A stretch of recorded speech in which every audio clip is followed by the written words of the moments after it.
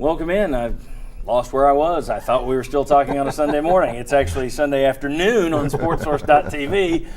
Appreciate you joining us for our overtime segment, brought to you by Jinx Logos. Right there, you see the number 755-7767. Call that. You'll get Jimmy Andrews. That's the owner of the company. In terms of marketing materials, nobody is better. T-shirts, caps, jackets, Cutter and Buck, Nike, all the best names at great prices. Jinx Logos. All right. Back to Jimmy Himes, Bob Hodge, Chuck Cavaleris. Quickly want to talk about autonomy.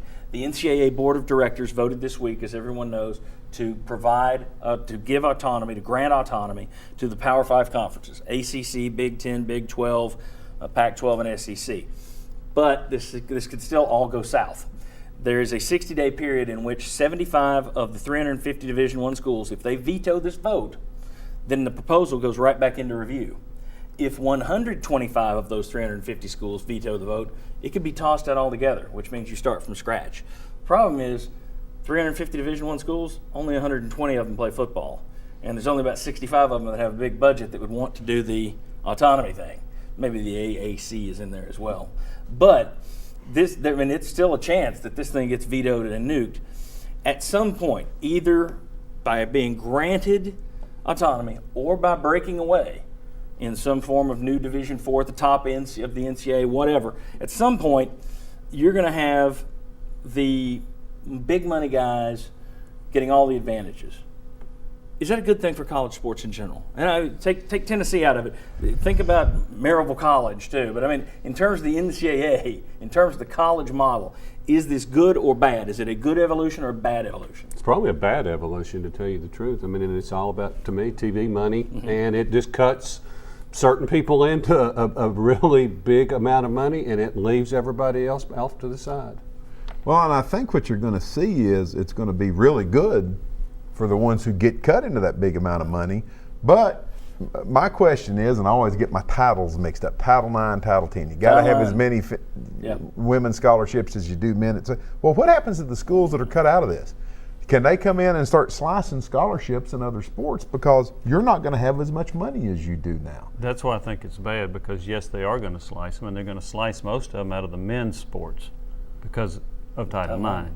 And we've already seen a number of men's sports cut through the years, because of funds. But I think it's going to be bad in that regard. It's going to help the Power 5. It's going to help those that have. Those that have not are going to have even less. And so I think you'll see fewer opportunities, because they're going to have to cut a lot of sports, in my opinion.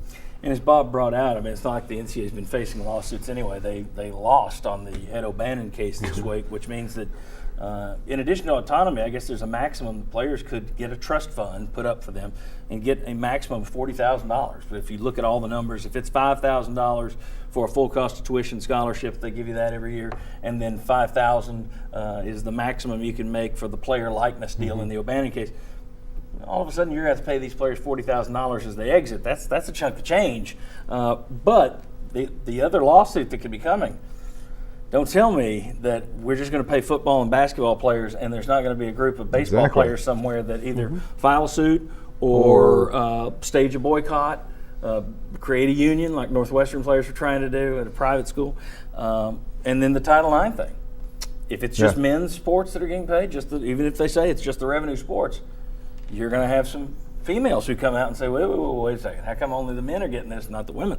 I just see this being a big, murky sea of red tape. Well, there's some women's basketball programs that make money, very few. But And there's it's also some that how do. they twist the books too. Right. Yes, yeah. And then, but in baseball, you've got some baseball programs that make money. The majority don't. So what do you do with those? Well, and I still just come back to, people seem to have forgotten that put some pressure on these kids to get what you have the opportunity to get, which is that education. Now, you also have put pressure on the universities to bring in kids who can possibly complete their education without being spoon-fed to them. So, see, I'm a little bit torn on the whole paying the players. On one hand, I think they should be paid. On the other hand, take advantage of what's in front of you. And a lot of them don't. And I think Mr. O'Bannon was one of them. One thing that's interesting, we'll leave it with this. ESPN polled 65 Power 5 football coaches, all of them. And a greater number of them favored playing Power 5 schools only rather than the current setup where you play 3 or 4 non-Power 5 teams a year. More of those Power 65 school coaches wanted to play other power schools. But there was a caveat that ESPN added, and that is there's no more 6-win minimum to get into a bowl. So that's why you'd have a guy like Dan Mullen at Mississippi State who did vote in favor of this, who did say, yeah, I'm for playing Power 5 only, but don't make me win 6 games. Let me go to a bowl with 5-7 record. In terms of this autonomy breaking off, if you wind up with just those guys playing, we've talked about it a little bit before, but a school like MTSU that you went to, they fought so hard to get Division I, Right. climb their way up, and now they're going to get left behind again, and they may not get it. Not only are they not going to be able to hand out cash dollars for scholarships and offer medical insurance, now you don't get a payday of going to Nebraska or going to Tennessee. Then you're just totally left out. Yeah, I mean, that's a huge knock on those little schools who like to make that. Well, that goes into you're going to drop programs because you're going to be losing revenue like that.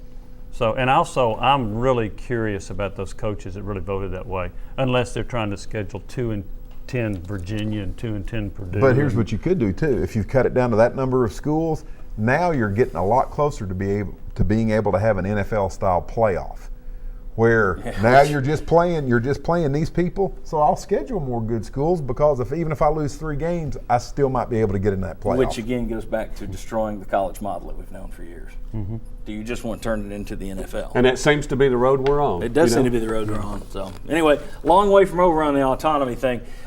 Next Sunday on the Sports Source, we're going to have at least 8 former Vols on the show, probably more, some surprise guests in there. I think you're going to have fun next Sunday at 11 on WATE 6. We'll see you then. Thanks for joining us here on SportsSource.tv.